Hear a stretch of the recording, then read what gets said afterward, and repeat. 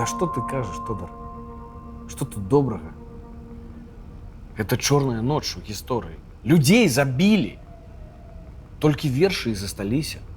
У гэтым жа і справа, Алесь. Вершы засталіся. Ты уяўляеш, колькі кніг і рукапісаў было спалена падчас обшукаў. У дворыку КДБ, у ізалятары было некалькі вогнішчаў. Там, я не ведаю, 1000 кніг. Але штосьці захавалася ў прыватных архівах. Штосьці здолелі вывесці за мяжу. Нешта згубілася на паддашшах. Але зараз рукапісы знаходзяць. Вершы ёсць. Значыцца, і мы таксама ёсць. Вершы засталіся. Каму яны цяпер патрэбныя, гэтыя вершы? Хіба толькі ў школе дзецям вучыць? Ды ў якой школе? У будучыні? У свабоднай Беларусі? Моладзь увесь час сидзіць у тиктоку. Яны не ведаюць сваіх вершаў. Хто з іх можа працытаваць верш кляшторнага? Ну ты загнуў. Паэзія не патрэбна. Ды глядзеў я гэтыя ваши тиктокі. Беларускі контент, як ты кажаш. Песні па-беларуску. Вершы па-беларуску. Падабайка табе за аптымізм, Тодар. Але хто вучыць зараз вершы на памяць? У нашых сучаснікаў ёсць Google, ChatGPT. Але ж не Google піша вершы, Алесь. Няўжо у вас няма сучасных беларускіх паэтаў, пісьменнікаў? Вядома ж, ёсць шмат.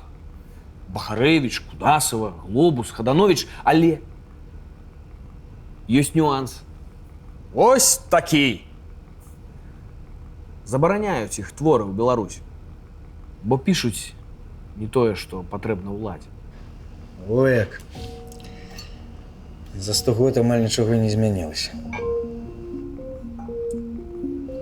Разважаць пра гэта дай пакінем.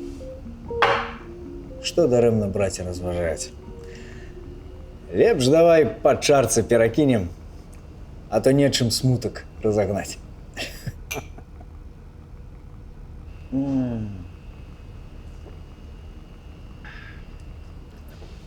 Разумееш, творчасць – гэта магчымасць растлумачыць тое, што немагчыма зразумець. Ну, сумой чалавек, ён… Ну, не кожны здолее растлумачыць чаму, а паэт можа. Творчасць – гэта… Яна не мае межаў, яна не мае плотаў, яе немагчыма расстраляць. Верш немагчыма расстраляць.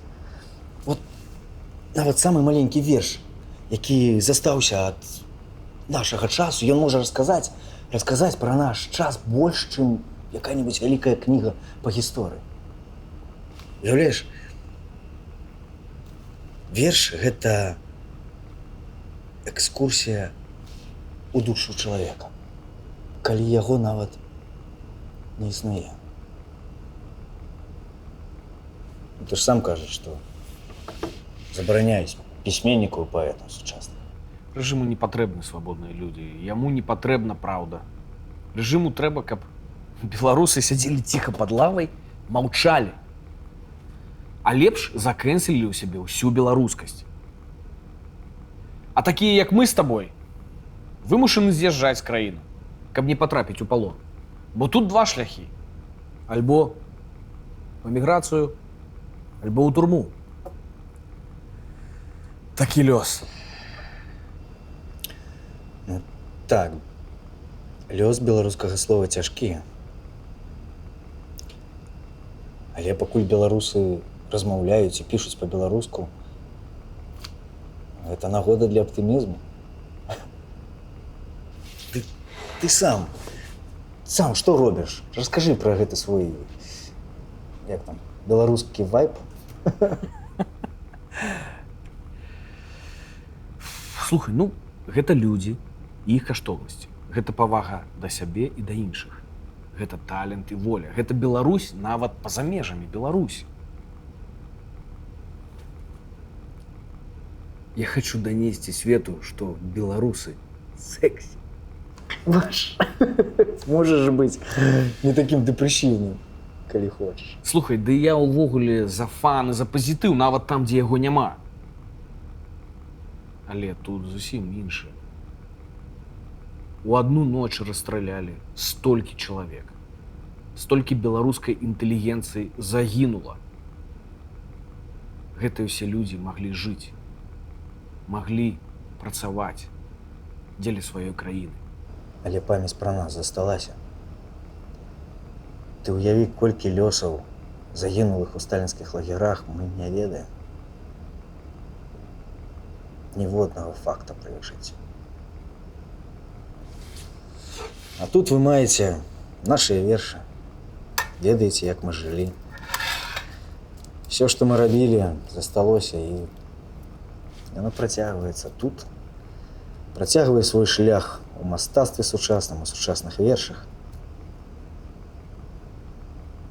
І ўплывае на сучаснасць. А ўсяго гэтага магло і не быць. І вось тады гэта было б дарма.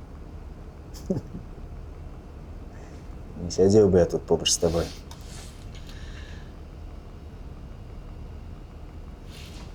Чалавека расстраляць можна, а вершы не. Дзякуючы гэтаму я жывы. Але ж слухай, Тодар,